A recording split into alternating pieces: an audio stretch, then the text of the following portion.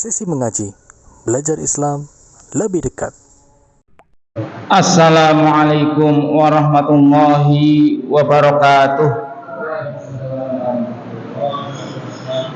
Alhamdulillah, assalatu wassalamu ala rasulillah wa ala alihi wa ashabihi wa man walah wa man tabi'ahum bi ihsanin ila yaumil qiyamah. Qala Allah Ta'ala ya ayyuhalladzina amanu taqullaha haqqa tuqatih wa la tamutunna illa wa antum muslimun, amma ba'd.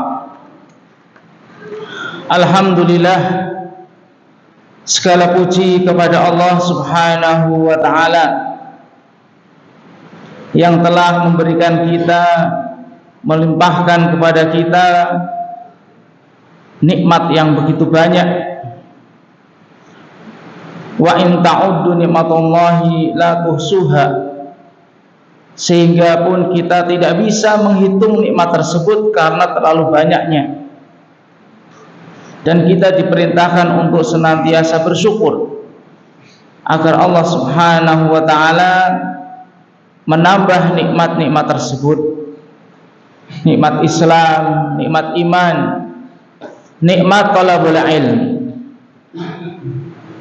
yang jarang Allah Subhanahu wa Ta'ala berikan kepada hambanya, nikmat menuntut ilmu.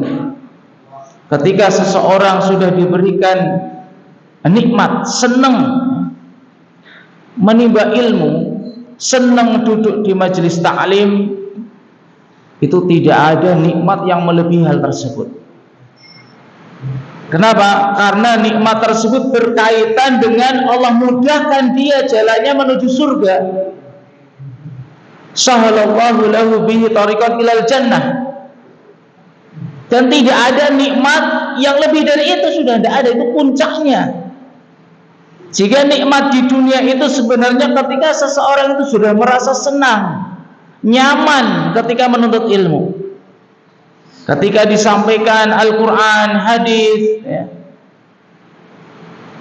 Terutama ketika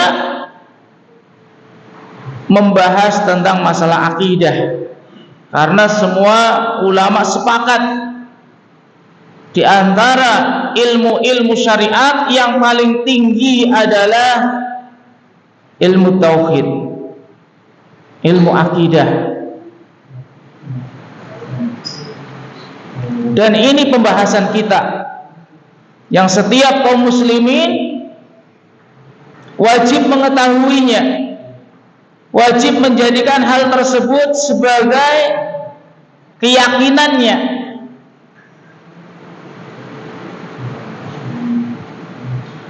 Dan kita masuk dalam pembahasan tingkatan seorang muslim di dalam agama Islam.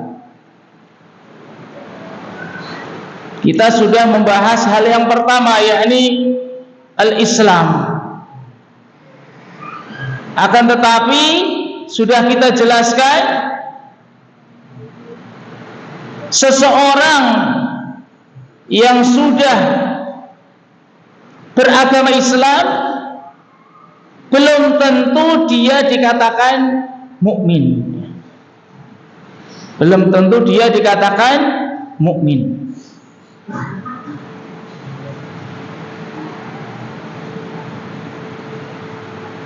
Karena apa? Karena Islam itu adalah amalan zahir, amalan yang nampak. Sementara iman yang akan kita bahas, dan itu menjadi tingkatan yang kedua seorang muslim, adalah al-iman, yang itu adalah amalan-amalan batin, yang dengannya Allah Subhanahu wa Ta'ala akan menjadikan seorang yang beragama muslim dengan keimanannya dia menjadi mulia di dunia dan akhirat. Di dunia dan di akhirat.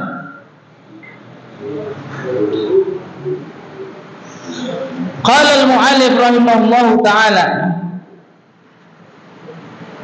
yakni Dr. Abdullah Ibni Abdul Aziz Al-Jibrin rahimahullahu ta'ala, menjelaskan tentang tingkatan yang kedua, yakni al-iman.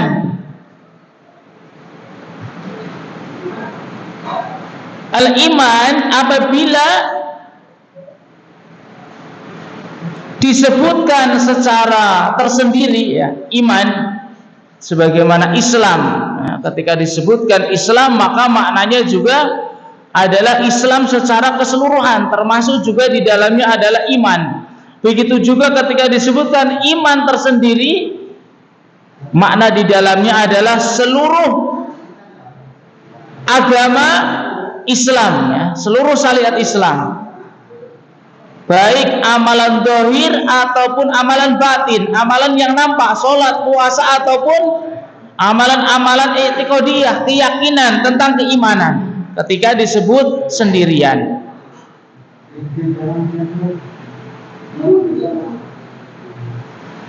Allah Subhanahu wa ta'ala berfirman dalam surat Al-Anfal ayat 2-3 menjelaskan tentang iman ketika disebut tanpa bergandengan dengan Islam.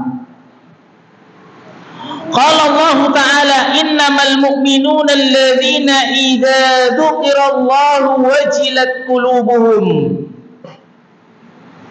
Sesungguhnya seorang mukmin, yakni al-mukminun, mukmin yang hak, mukmin yang benar, bukan mukmin hanya ngaku, ya. Tapi seorang mukmin yang hakiki adalah apabila disebut nama Allah, wajilat qulubuhum, hatinya merasa takut akan siksanya, takut akan azabnya, karena tidak ada siksaan yang lebih keras daripada siksaan Allah Subhanahu wa ta'ala. Wa idza tuliyat alaihim ayatuhu zadatuhum imana. Apabila dibacakan Al-Qur'an kepadanya, kemudian ia mentadaburi isinya, imannya bertambah, imannya semakin kuat. Wa ala rabbihim yatawakkalun, dan hanya kepada Allah Subhanahu wa ta'ala dia menyandarkan urusannya. Setelah berusaha, kemudian urusan tersebut diserahkan kepada Allah Subhanahu wa ta'ala. Bertawakal. Ini adalah sifat-sifat yang Allah sebutkan orang yang beriman yang benar. Sifat selanjutnya alladzina yuqimunas shalah, menegakkan salat, selalu memperbaiki salatnya. Walaupun sudah bertahun-tahun, ya, belajar mulai SD, mulai dari TPQ mungkin, ya, SD, SMP, SMA sampai perguruan tinggi, tetap salat itu diperbaiki. Pasti kita akan menemukan, ya, kekurangan di sana.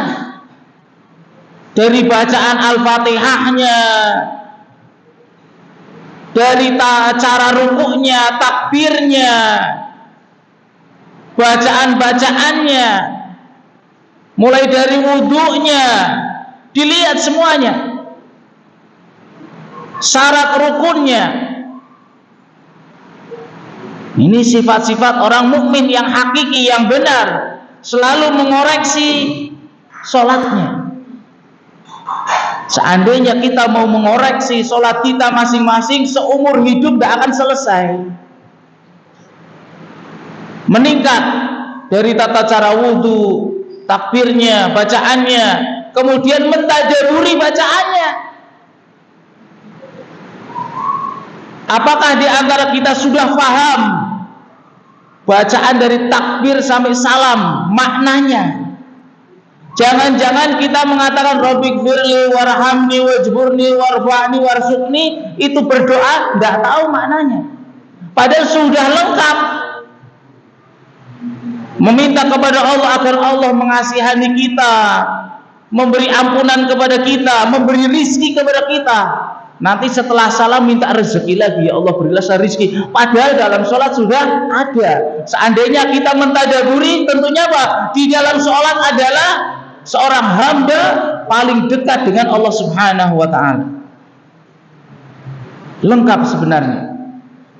Makanya perbaiki kita sholat kita, dari cara wudhunya, menggosok tangan misalnya, ya. Perhatikan semua. Ini salah satu sifat seorang mukmin yang hakiki. Wa mimma razaqnahum yunfikun. Harta yang Allah berikan dia gunakan untuk infak. Baik infak yang wajib, ya, kepada keluarga, ya. Seorang suami memberikan kepada keluarga itu infak wajib. Dan juga infak yang mustahab, untuk pembangunan masjid, untuk membantu kaum muslimin dan yang lainnya. Allah Subhanahu wa ta'ala menjelaskan orang-orang yang memiliki sifat tersebut, ya, ketika disebut nama Allah takut, ketika dibacakan Al-Quran bertambah imannya, bertawakal kepada Allah, menegakkan sholat, berinfak. Ulaika humul mu'minuna haqqan. Mereka adalah orang-orang mukmin, orang-orang yang beriman yang sebenarnya. Lahum darajatun inda rabbihim wa maghfiratun wa rizqun karim. Bagi mereka tempat yang tinggi, tempat yang mulia. Sebagaimana setiap orang pasti menginginkan derajat yang tinggi, martabat yang mulia, yang tinggi, ingin dapat jabatan, naik terus pinginnya. Kalau sudah di atas tidak mau turun. Tapi Allah Subhanahu wa ta'ala menjanjikan jabatan yang tidak bisa turun selama-lamanya. Syaratnya apa? Menjadi seorang mukmin yang sebenarnya, yang sudah disebutkan dalam ayat ini. Mukmin yang sebenarnya, memperbaiki sholatnya, berinfak. Ketika dibacakan Al-Quran, bertambah imannya. Ulaika humul mu'minuna haqqan. Mereka lah orang-orang mukmin yang sebenarnya. Mereka mendapatkan tempat yang tinggi inda rabbihim, dan juga mendapatkan ampunan dari dosa-dosanya. Siapa di antara kita yang tidak pernah melakukan dosa? Tidak hitungan, ya istilahnya. Setiap hari, mungkin sama keluarga, sama anaknya, sama istrinya, sama tetangganya, sama temannya. Tapi salah satu cara agar Allah Subhanahu wa ta'ala mengampuni dosa-dosa kita adalah menjadi seorang mukmin yang sebenarnya. Allah akan mengampuni dosa-dosanya dan akan memberikan rizqun karim, rizki yang mulia. Allah akan menyiapkan baginya nikmat yang banyak, yang mulia di surga.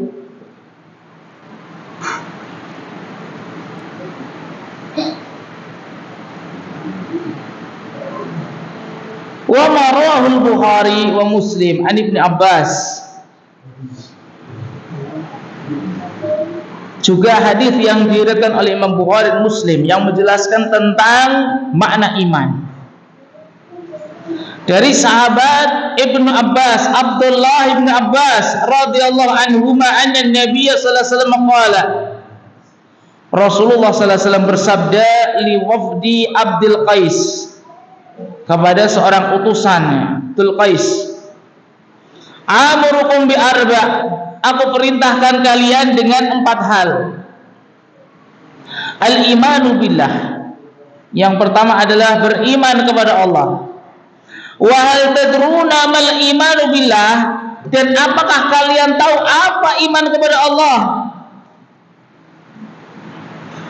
Syahadatu alla ilaha illallah, bahwasanya engkau bersaksi tidak ada sesembahan yang berhak disembah. Engkau meniadakan semua sesembahan dan menetapkan illallah, menetapkan sesembahan yang hak, sesembahan yang kau sembah, yakni Allah Subhanahu wa ta'ala. Ini makna iman. Jadi ada persaksian, sumpah kepada diri kita, lisan dan juga batinnya sama, mengikrarkan bahwasanya tidak ada sesembahan yang berhak untuk saya sembah kecuali Allah Subhanahu wa ta'ala. Jadi meniadakan semua sesembahan selain Allah, baik malaikat, dewa-dewa, ya, atau apalagi jin misalnya, yang menyembah pohon, menyembah matahari, menyembah api dan yang sebagainya, yang mereka mintai selain Allah. Tinggalkan semuanya dan menetapkan hanya Allah Subhanahu wa ta'ala sebagai sesembahan yang benar. Yang kedua, wa iqamis shalah, kemudian menegakkan salat, wa itaiz zakah, membayar zakat, wa shaumi Ramadan, dan puasa di bulan Ramadan. 4 hal yang Rasulullah sallallahu alaihi wasallam perintahkan kepada para sahabat dan juga termasuk kita.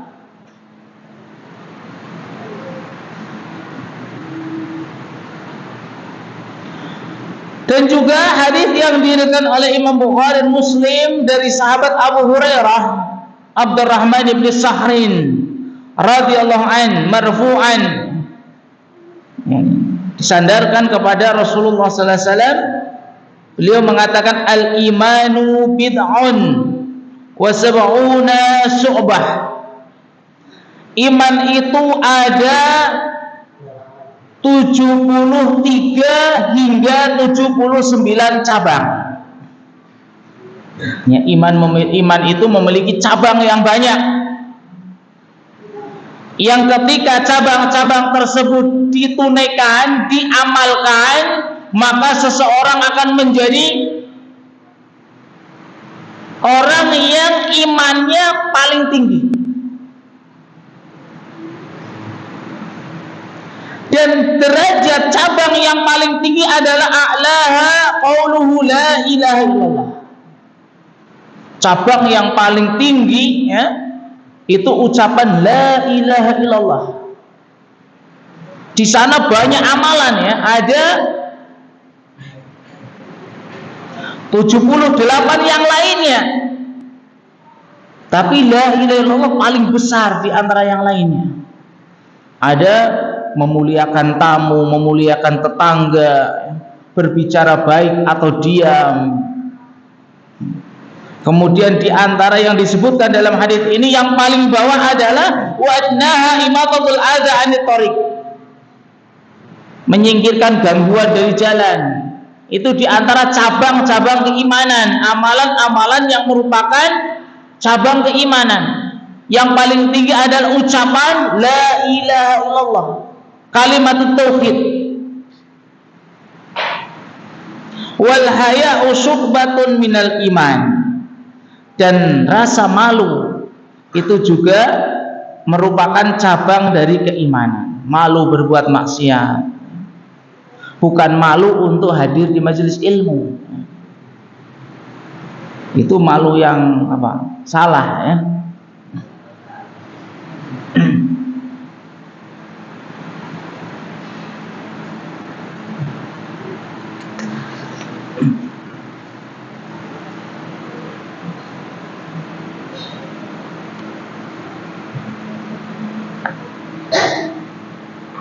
Hadis-hadis dan ayat yang sudah disebutkan itu menunjukkan bahwasanya iman,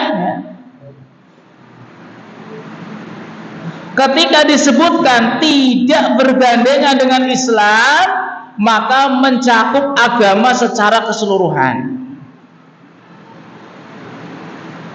Fayasmalu kulla ta'atin, maka mencakup semua ketaatan.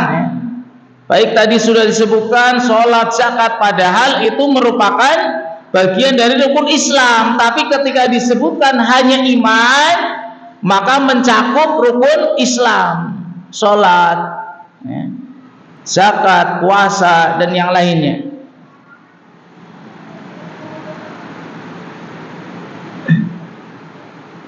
Wal imanu bihadzal itlaq, dan yang dimaksud dengan iman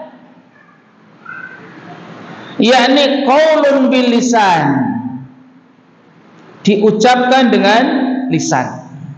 Jadi yang namanya iman itu harus diucapkan, tidak boleh dalam hati saja, ya. Saya beriman. Yang kedua, wa'tiqadun bil janan atau wa'tiqadun bil qalb, diyakini dengan hati. Lisannya mengatakan saya beriman, maka hatinya pun meyakini juga. Yang ketiga, wa amalun bil jawarih, kemudian anggota badannya mengamalkan untuk membuktikan atas ucapannya, untuk membuktikan apa yang di dalam hatinya, maka diamalkan oleh anggota badan.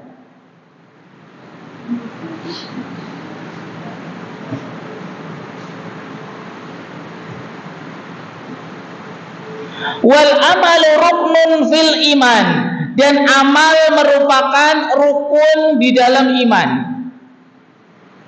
Amal merupakan rukun atau bagian dari iman. La yasihul imanu illa bihi, dan iman itu tidak sah kecuali dengan amal. Ya. Makanya seseorang yang mengatakan saya beriman, tapi kalau tidak beramal, maka imannya itu tidak dianggap. Walaupun dia mengatakan saya mukmin, saya beriman kepada Allah, saya beriman kepada akhirat, beriman adanya surga dan yang lainnya. Tapi kalau tidak diiringi dengan amal, maka apa yang ia katakan itu tidak sah, tidak dianggap. Wa hadza kulluhu mujma'un alaihi baina ahli sunnati wal jamaah. Ini adalah ijma', kesepakatan ahli sunnah wal jamaah.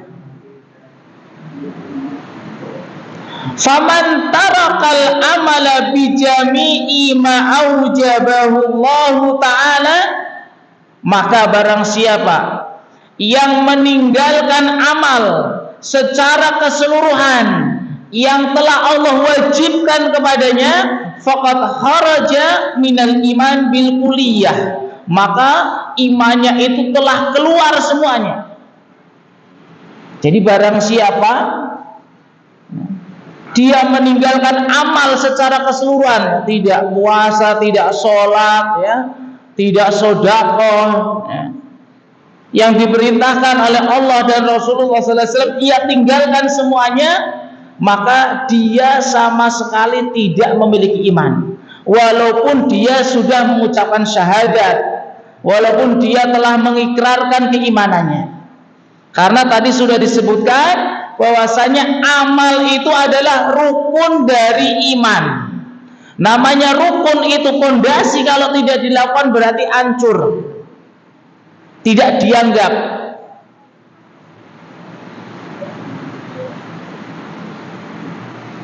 Wa asbaha min adadil kafirin bil ijma', maka dia nanti di akhirat dihukumi sebagai orang-orang yang belum masuk Islam, dihukumi sama, terancam kekal di neraka kalau dia tidak mengamalkan syariat Islam secara keseluruhan.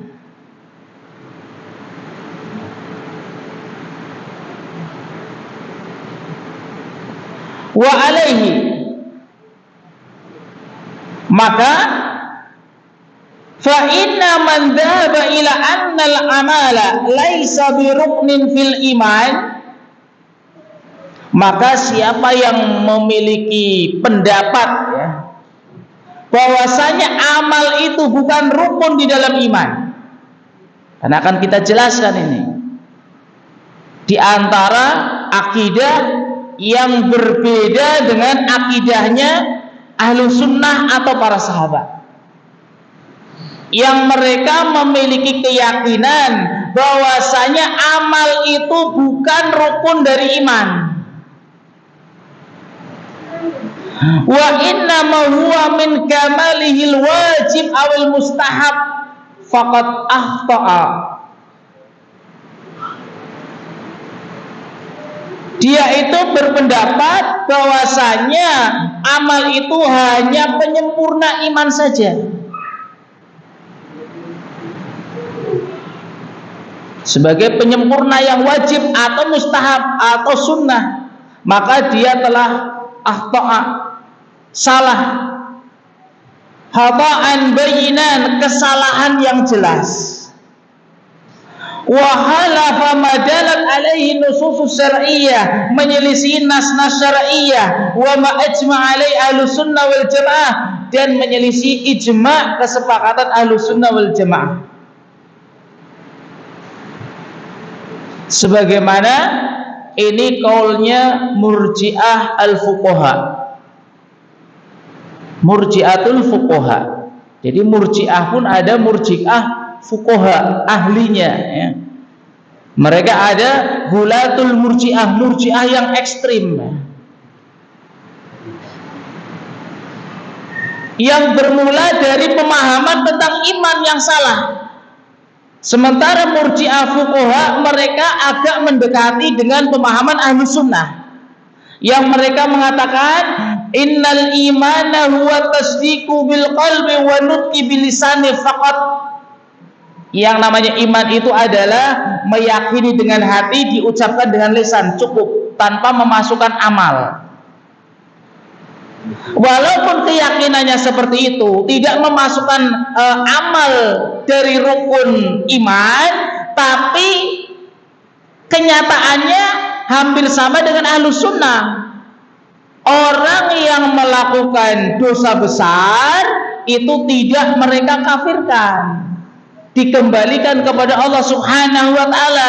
Jika Allah mengampuni, diampuni. Jika Allah tidak mengampuni, maka di akhirat akan disiksa dan tetap masuk ke dalam surga. Beda kelompok Gulatul Murji'ah. Murji'ah yang kedua yang ekstrim adalah mereka seperti Khawarij, yakni apa? Orang yang melakukan dosa besar tidak diampuni oleh Allah dan kekal di dalam neraka.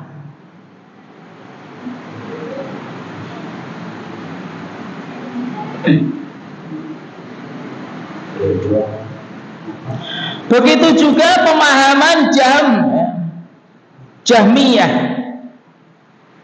yang mengikuti Jahm bin Safwan. Ini juga diikuti oleh Gulatul Murji'ah, Murji'ah golongan yang ekstrim tadi. Mereka mengatakan innal imana yakunu bil ma'rifati wahdah. Yang namanya iman itu adalah hanya ma'rifat saja. Jadi hanya tahulah, mengenal Allah tanpa taat, tanpa adanya ikrar di dalam hati, yang penting mengenal. Maka menurut mereka itu dia sudah dikatakan beriman.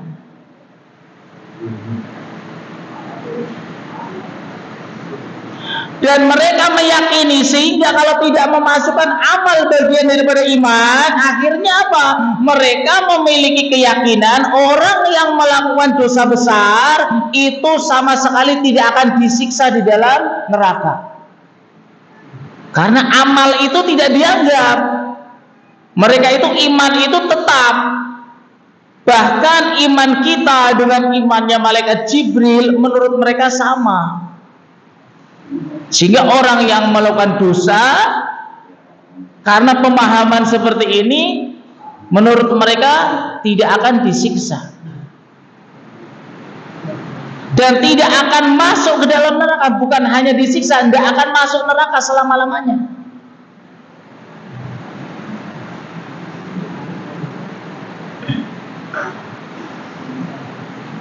Ini juga diikuti oleh Abu Musa al-Maturidi yang meninggal pada tahun 323 Hijriyah. Bayangkan, tahun 300-an itu sudah ada pemahaman yang menyimpang.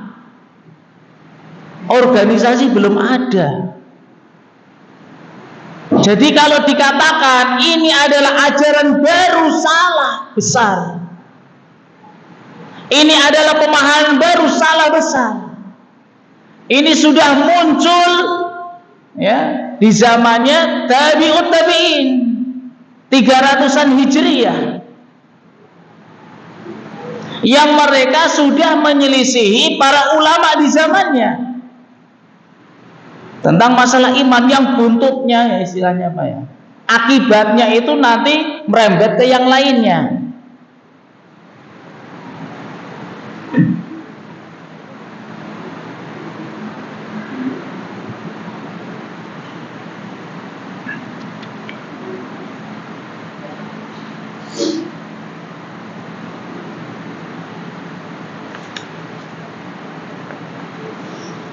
Ini tentang masalah iman,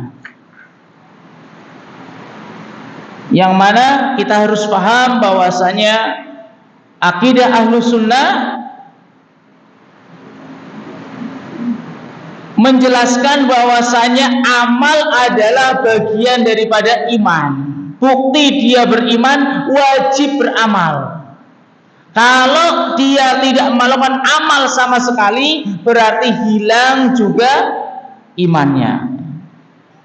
Karena Ahlus Sunnah meyakini bahwasanya amal adalah rukun daripada iman, dan iman tidak sah kecuali dia melakukan amal. Kemudian ketika iman disebutkan bersama dengan Islam, maka iman tersebut maknanya adalah rukun iman, sebagaimana disebutkan dalam hadis Jibril yang sudah ketika membahas tentang Islam sudah kita sebutkan.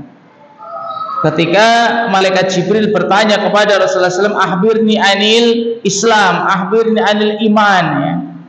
Maka makna Islam dan iman di situ berbeda. Islam adalah rukun Islam, kemudian iman adalah rukun iman. Dan tentang rukun iman pun sudah kita sampaikan. Jadi mungkin tidak akan kita bahas satu persatu tentang rukun iman ya. Nanti insya Allah akan kita langsung masuk ke pembahasan tentang tingkatan seorang muslim dalam Islam yang selanjutnya, ini al-ihsan, tingkatan yang paling tinggi. Nah, tingkatan yang paling tinggi dalam Islam adalah al-ihsan.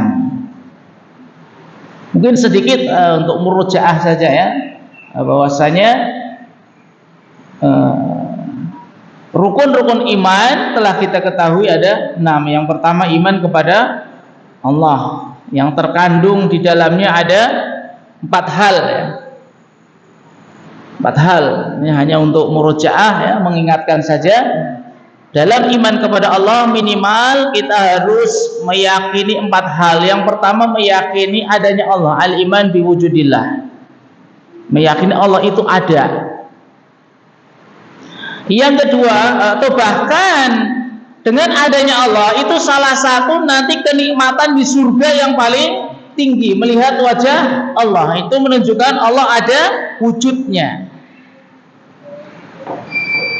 Kemudian yang kedua, beriman terhadap rububiyah Allah, meyakini yang menciptakan, yang mengatur ya, yang menguasai alam adalah Allah Subhanahu wa taala.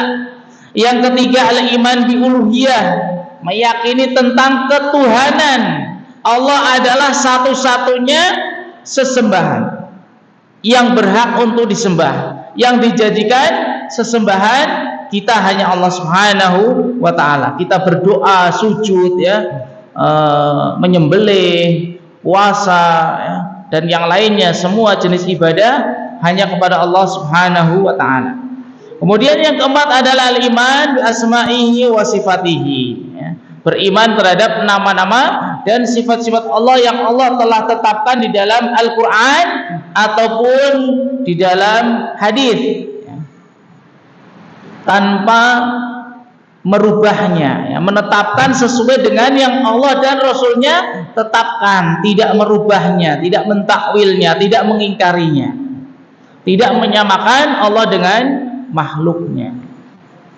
Ini iman kepada Allah. Nanti tentang iman kepada malaikat dan selanjutnya akan kita sebutkan secara ringkas setelah Isya bi'idnillahi ta'ala. Subhanakallahumma bihamdika asyhadu an la ilaha illa anta astaghfiruka wa atubu ilaik. Assalamualaikum warahmatullahi wabarakatuh. Assalamualaikum warahmatullahi wabarakatuh. Alhamdulillah hamdan katsiran thayyiban mubarakan fih kama yuhibbu rabbuna wa yarda. Asyhadu an la ilaha illallah wahdahu la syarikalah wa asyhadu anna Muhammadan abduhu wa rasuluhu la nabiyya ba'da, amma ba'd. Kita lanjutkan, ya, sedikit kita murojaah, ya, tentang rukun iman yang sudah kita sampaikan di pertemuan awal, ya. Karena itu menjadi dasar seorang muslim meningkat menjadi tingkatan yang kedua, yakni menjadi seorang mukmin. Dia harus mengamalkan atau meyakini keyakinan-keyakinan yang Allah wajibkan di setiap rukun iman tersebut. Sebagaimana tadi sudah kita sebutkan, beriman kepada Allah itu terkandung 4 hal, yakni al-iman, meyakini adanya Allah, meyakini tentang rububiyah Allah, uluhiyah Allah, dan nama-nama dan sifat Allah. Kemudian rukun yang kedua adalah beriman terhadap malaikat. Yang pertama yang harus diyakini adalah meyakini adanya malaikat, al-iman biwujudillah.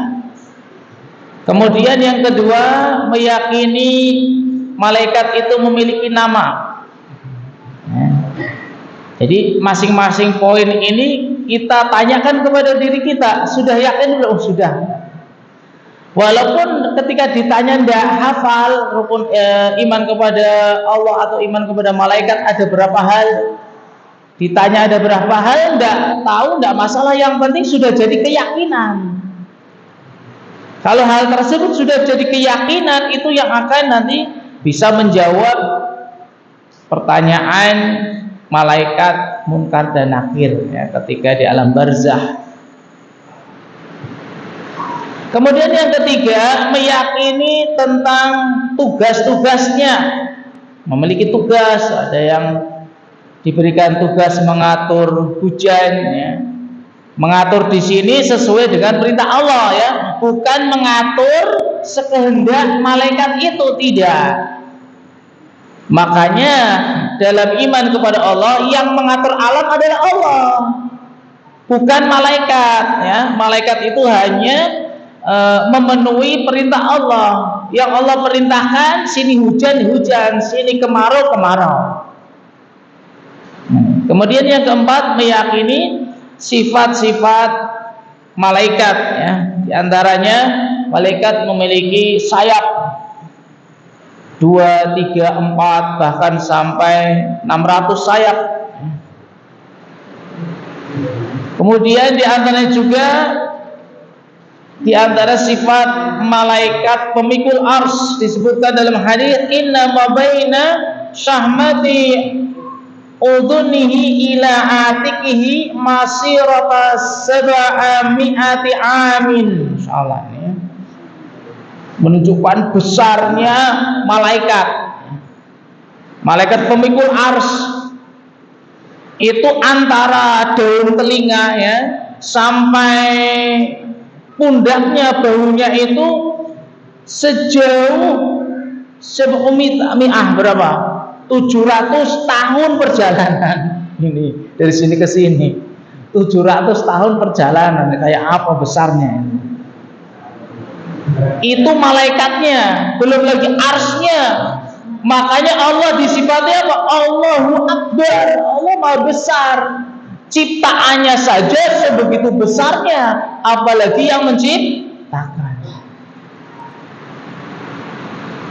Menunjukkan kalau kita mengenal nama-nama Allah, merenungkan salah satu nama Allah saja, Allahu Akbar saja sudah, masya Allah. Tidak ada yang perlu dikhawatirkan, tidak perlu ada yang ditakutkan kecuali Allah Subhanahu wa Ta'ala. Kemudian yang selanjutnya, yang ketiga adalah al-iman bi apa? Setelah malaikat, iman kepada apa? Kitab, ya.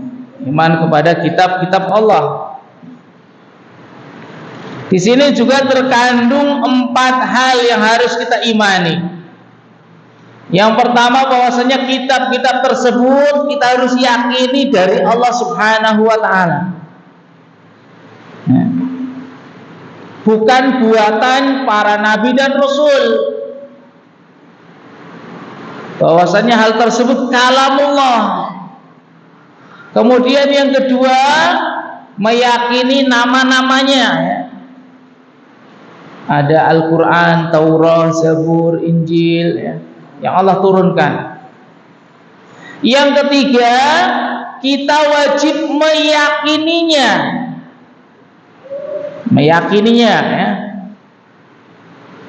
bahwasanya hal tersebut adalah kalamullah. Kemudian yang keempat, apa ini? Yang keempat adalah wajib mengamalkan kitab yang Rasul utus kepada kita. Kalau kita berarti wajib mengamalkan apa? Al-Quran.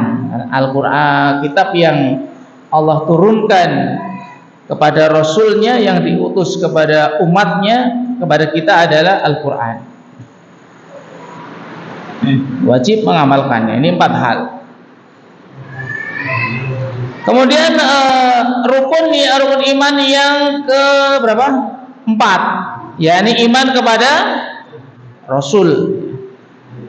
Ini terkandung 3 hal. Yang pertama, meyakini bahwasanya Allah Subhanahu wa Ta'ala yang mengutusnya, dan Allah utus di setiap umat pasti di sana ada utusan sebagai hujah nanti di akhirat, bahwasanya tidak ada orang yang belum ada yang mendakwai saya. Kemudian yang kedua, meyakini nama-namanya. Ada Nabi Nuh alaihissalam, Nabi Ibrahim, Nabi Musa, Nabi Isa, Nabi Daud, Nabi kita Muhammad sallallahu alaihi wasallam, dan rasul-rasul yang lain yang tidak disebutkan di dalam Al-Quran. Itu hanya Rasul yang kita ketahui. Yang tidak diketahui masih banyak lagi. Tapi kita meyakini mereka memiliki nama dan kitab yang Allah turunkan kepadanya. Kemudian yang ketiga, bahwasanya kita meyakini akidah para rasul adalah satu. Dalam hal akidah, dalam hal tauhid, rububiyah, uluhiyah, asma wa sifat, para nabi dan rasul satu. Sebagaimana para ulama juga satu. Tidak ada pendapat ketiga atau kedua, ya, dalam hal akidah, satu. Tapi syariatnya berbeda. Para nabi dan rasul syariatnya berbeda-beda. Ini 3 hal. Kemudian rukun yang ke berapa? 5. Benar? Iman kepada hari akhir. Hari akhir dinamakan hari akhir karena apa? Laisal yaum ba'daha, tidak ada hari setelahnya. Sudah tidak ada besok nunggu hari Sabtu, hari Ahad, hari Senin, sudah tidak ada lagi. Karena dunia ini sudah hancur dengan adanya hari kiamat. Yang perlu diyakini adalah meyakini adanya al-jannah wan nar, meyakini adanya surga dan neraka, meyakini adanya kebangkitan setelah kematian, meyakini adanya hisab, perhitungan amal. Setiap kita pasti akan ditimbang amalnya, kemudian akan dimasukkan ke dalam timbangan yang amal yang baik ataupun buruk dan akan dibalas. Dan hal-hal yang lain yang berkaitan dengan al-iman bil yaumil akhir, ada jembatan, ada padang mahsyar, ya, dan yang lainnya yang dulu sudah kita jelaskan. Kemudian yang terakhir adalah al-iman bil qadar, beriman terhadap takdir, yang di sana ada 4 tingkatan. Yang pertama adalah al-ilmu, meyakini Allah Subhanahu wa taala mengetahui sebelum terjadinya. Ya, karena masing-masing poin ini nanti ada penyimpangan, ya. Kenapa nggak disebutkan poin 1, poin 2, poin 3? Setiap poin ini pasti ada yang menyimpang, yang menyelisih akidah Ahlussunnah. Karena di dalam semua pembahasan akidah pasti di sana ada penyimpangan dari kaum muslimin, maksudnya yang menyelisih atau berbeda dengan akidahnya Ahlussunnah. Yang pertama, meyakini bahwasanya Allah Subhanahu wa taala itu mengetahui sebelum terjadi. Sebelum kita ngumpul di sini itu Allah sudah tahu akan berkumpul di masjid ini sekian orang dan yang lain. Allah tahu sebelumnya. Bahkan sebelum menciptakan langit dan bumi 50.000 tahun. Kemudian yang kedua, al-kitabah. Semua hal tersebut telah Allah tulis di dalam kitab Lauhul Mahfuz. Yang ketiga adalah al-masyiah, Allah yang menghendaki. Semua keinginan Allah, kita bertemu di sini, kita jadi, ada yang jadi dokter, ada yang jadi petani, ada yang jadi, Allah yang menghendaki. Sehingga ketika kita mendapatkan suatu kenikmatan, maka kita bersyukur kepada Allah Subhanahu wa ta'ala.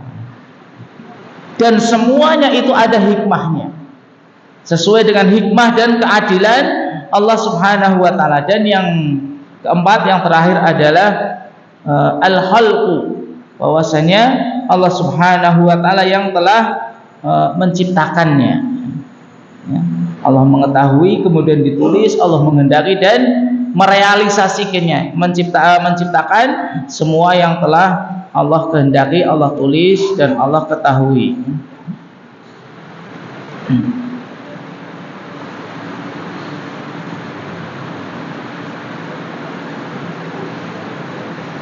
Ini ada pertanyaan, Ustadz, bagaimana kalau seorang muslim sudah mempunyai wawasan agama yang cukup, Masya Allah, wawasan agama yang cukup ini, Masya Allah.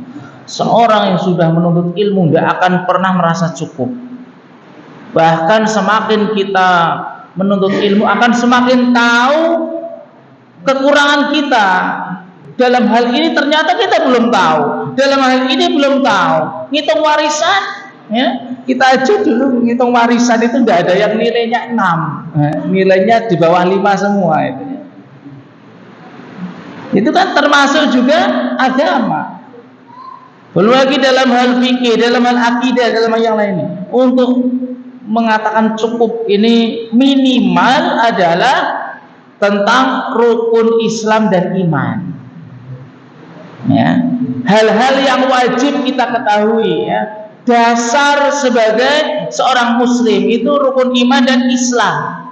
Setelah mengetahui hal tersebut, kita harus tahu pembatalnya. Jangan sekolah itu pelajaran SD saat kita sudah diajari rukun Islam, iman sudah hafal, iya, tapi pembatalnya belum. Pembatal ini yang jarang, tentang kesyirikan, tentang kekufuran, tentang kenifakan. Yang aneh itu sampai SMA itu belum pernah mendengar kajian tersebut di masjid, masyarakat belum pernah. Kalau masalah tentang rukun iman, iman kepada malaikat, iman kepada Allah sudah biasa. Tapi kalau ini syirik, Oh ini tidak boleh, belum pernah. Padahal itu satu paket, ya. Bagaimana seseorang bisa selamat kalau dia melakukan suatu pembatal keislaman dan dia tidak mengetahuinya. Tapi akhlak dan perilakunya masih tidak baik dan masih suka mendolimi orang lain dengan kata-kata kasar. Bahwasanya agama itu mencakup akhlak, ya. Akhlak dan agama itu satu kesatuan. Seseorang yang menuntut ilmu itu harusnya akhlaknya semakin baik. Itu sudah tidak bisa apa ya? Itu sudah satu paket lah. Berarti kalau seseorang menuntut ilmu makin pintar tapi akhlaknya kok tidak berubah, itu ada tanda tanya. Mungkin dia hanya masuk seperti ini wawasan, ya, ini kan mempunyai wawasan, hanya wawasan saja, tidak diamalkan, tidak diyakini. Karena itu satu paket. Masa seseorang yang mempelajari tentang Allah, tentang iman, dia tidak takut mendolimi orang? Pasti semakin dia takut kepada Allah, otomatis dia takut mendolimi orang lain. Karena mendolimi, dia tidak mendolimi orang lain itu bagian dari takwa kepada Allah. Makanya ketika ada seseorang menuntut ilmu sudah puluhan tahun, akhlaknya tidak berubah, ini ketika hadir perlu di CCTV. Perlu kita luruskan niat kita. Dia hadir di sana ngapain itu loh? Jangan-jangan cuma sudah dapat berkat.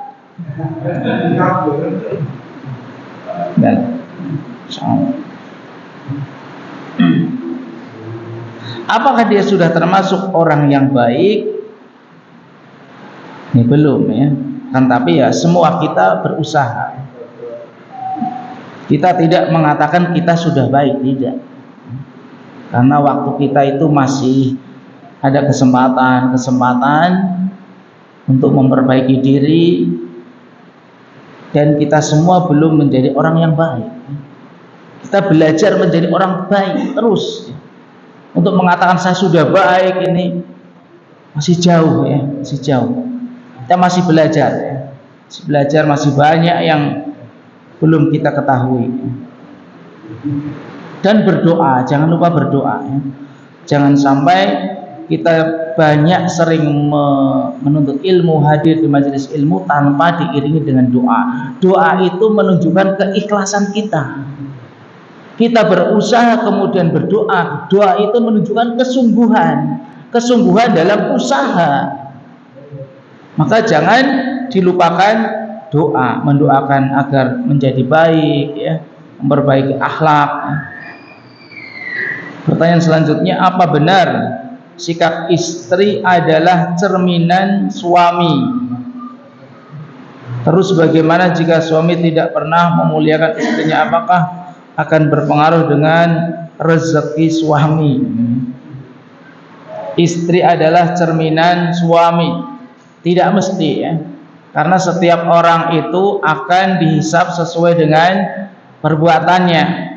Akan tetapi pengaruh iya. Maksud cerminan di sini adalah istri itu dipengaruhi oleh suami, iya. Makanya seorang wanita tidak boleh menikahi non muslim, ya. Tapi kalau laki-lakinya orang muslim boleh menikahi wanita non muslim. Kenapa? Karena seorang suami itu memiliki pengaruh yang besar. Bahwasanya tugas mengajari adalah tugasnya suami, mendidik istri dan yang lainnya, ya, mengarahkan. Terus bagaimana jika suami tidak pernah memuliakan istrinya? Tidak pernah, ini tidak pernahnya ini. Ini seandainya, bahkan disebutkan oleh qaul para salaf, para ulama, seandainya seorang suami itu berbuat baik kepada seorang istri, ya, bertahun-tahun, kemudian dia diuji, misalnya seorang suami di PHK, kayak kemarin kan banyak PHK ya, di PHK tiba-tiba dia otomatis tidak ngasih nafkah, maka seorang istri tersebut akan mengatakan, suami saya tidak pernah memberikan saya nafkah. Itu terjadi ya. Terjadi seperti itu. Mungkin dalam hal ini kita kurang bersyukur ya, kurang mensyukuri apa yang dilakukan oleh suami ya. Tapi jika memang benar ya, seorang suami tidak memuliakan istrinya, apakah akan berpengaruh dengan rezeki suami? Tidak ya. Tidak berpengaruh terhadap rezekinya. Karena rezeki suami istri itu sudah Allah tentukan. Makanya seorang istri itu tetap dia menggantungkannya kepada Allah. Suami itu hanya perantara. Jangan sampai dia mengatakan, oh kalau bukan karena suami saya tidak bisa hidup. Jangan sampai mengatakan seperti itu. Tetap kita meyakini bahwa itu hanya sebab. Bisa saja rezeki saya itu dari ipar saya, dari kakak saya. Betapa banyak seorang istri itu setiap bulan dicatuk oleh kakaknya. Dari suaminya mungkin 300, tapi dikasih kakaknya yang milioner misalnya ya, 1 juta, 2 juta, bisa saja seperti itu. Makanya menggantungkan bertawakalnya kepada Allah. Bagaimana kalau dia suatu saat ditinggal suaminya meninggal, diceraikan dan yang lainnya, maka seseorang yang tawakalnya kepada Allah, tawakal kepada Allah, terus belajar ya, dan mendoakan. Jangan lupa mendoakan suami ya. Suami juga butuh didoakan karena fitnahnya banyak di luar ya. Jangan sampai yang penting datang minta uangnya, jangan, didoakan. Fitnah di luar banyak ya. Mungkin kita sebagai seorang istri harus banyak-banyak introspeksi dan ya, untuk ya, menuntut ilmu, saling menasihati, komunikasi. Biasanya hal tersebut karena kurangnya komunikasi. Di awal menikah komunikasi, belum nikah saja komunikasi terus. Seminggu udah komunikasi kayaknya 1 tahun, kayak seperti itu kayaknya ya. Enggak ketemu. Ketika sudah menikah enggak mau telepon, ini ya, kebalikannya, harusnya ditelepon. Assalamualaikum, seorang muslimah dilarang berkerudung apa ya? Dilarang berkerudung, jangan menyerupai punuk unta. Terus punuk unta yang bagaimana? Aduh, anak belum pernah lihat unta ini. Punuk unta maksudnya apa? Berpakaian tapi apa? Membentuk tubuhnya.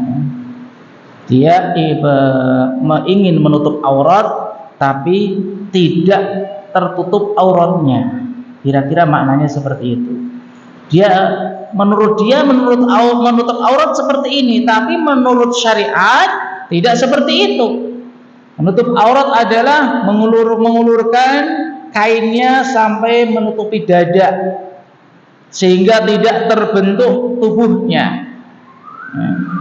Ini hanya kiasan saja seseorang yang menutup aurat tapi ketat, mungkin ya, ketat. Masih terbentuk tubuhnya, dan itu fitnah ya. Fitnah bagi laki-laki, sehingga untuk para wanita diperintahkan untuk menutup auratnya ketika keluar rumah. Kalaupun di dalam mau memakai kerudung seperti itu tidak masalah ya. Itu ketika keluar rumah, karena banyak kalian ya. Banyak kita, supaya kita tidak terfitnah.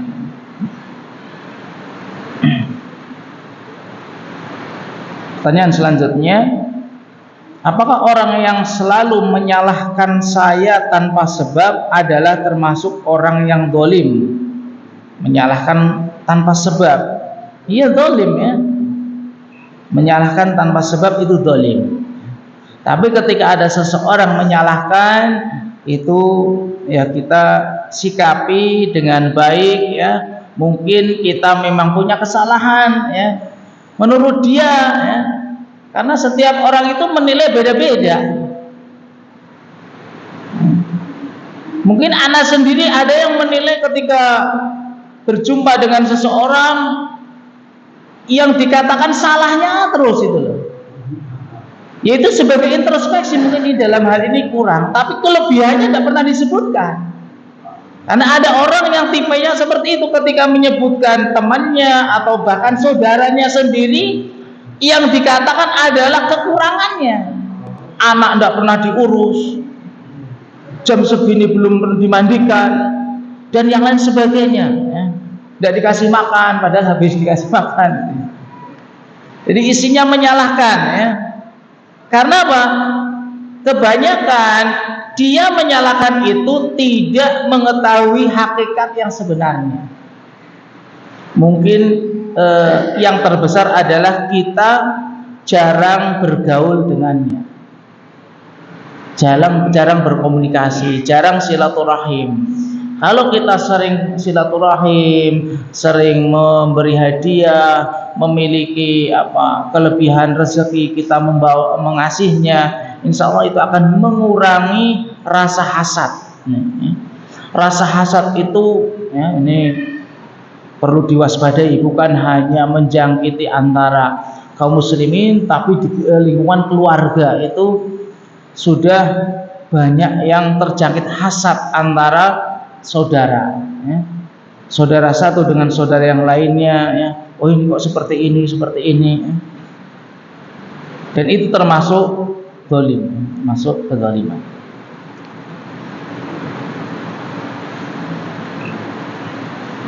Ada lagi yang mau bertanya? Cukup? Kita cukupkan ya. Semoga apa yang sudah kita sampaikan bisa diamalkan, dan senantiasa kita memohon kepada Allah Subhanahu wa taala setelah kita mendapatkan hidayatul irsyad ya.